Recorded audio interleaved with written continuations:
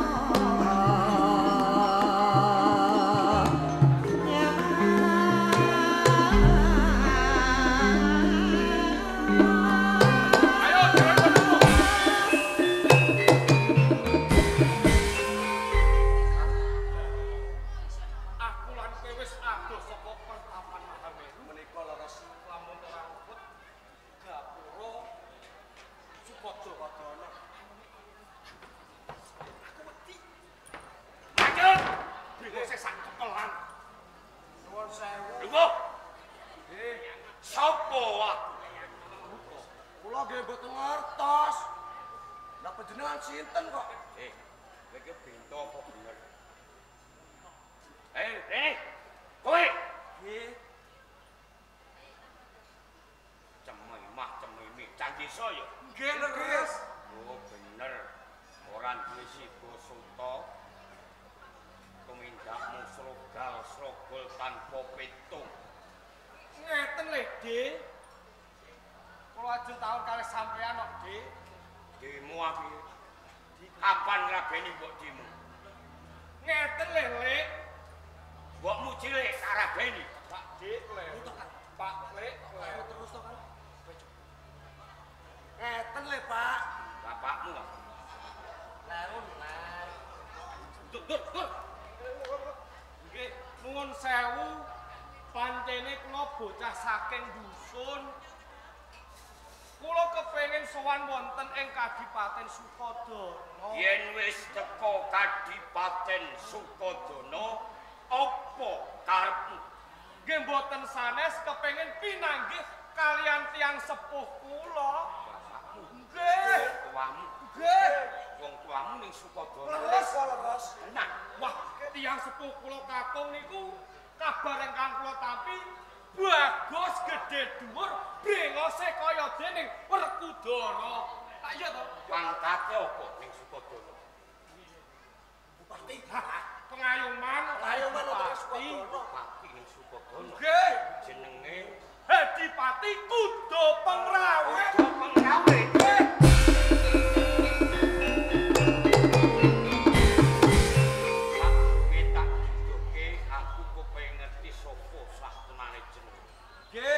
Ditepungaken kula Jaran Sari sing sawiji, kula Jaran Purnomo bocah saka kula saking Pertapan Mahameru.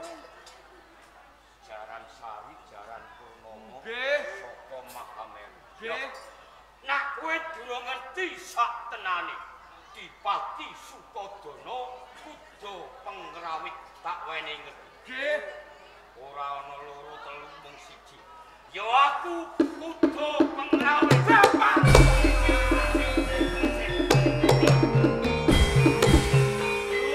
Kula niki anake sampean kok. Ajeng rangkul sampean pengen to, Pak? Gampang kowe ngakoni yen aku wong tuamu. Nggih. Jaran Sari lan Jaran Purnomo. Nggih. Aku duwe panggarga karo kowe. Nak kowe ngampyak awur-awur kepengin dadi anakku, kepengin dadi mulya. Iya. Boten menawi sampeyan kirang pitados, kula niku putrane Ibu Ratekanane Ibu sampun kapundhut. Ibumu sapa? Kula putrane Ibu Larasati. Kowe anake Ratekan karo Larasati.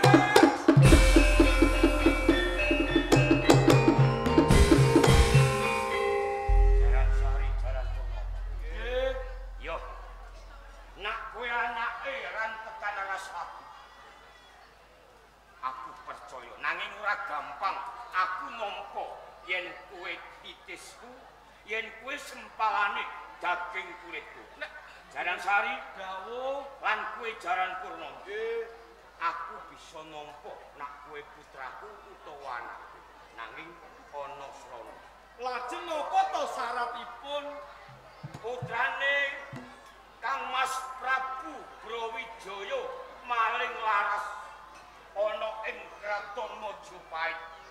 Iki dina Lagyanis kang katelah Retna Wulan karo Retnawati. Nggih, waton kowe bisa ngundurke. Siji, kowe bakal dadi bojone. Kaping angka loro, kowe tak akoni yen putraku.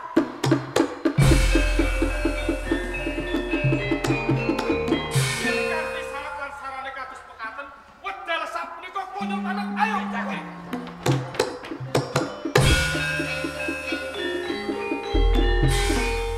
Nak ngaku temune anake Ratekan Larasati. Pancen kae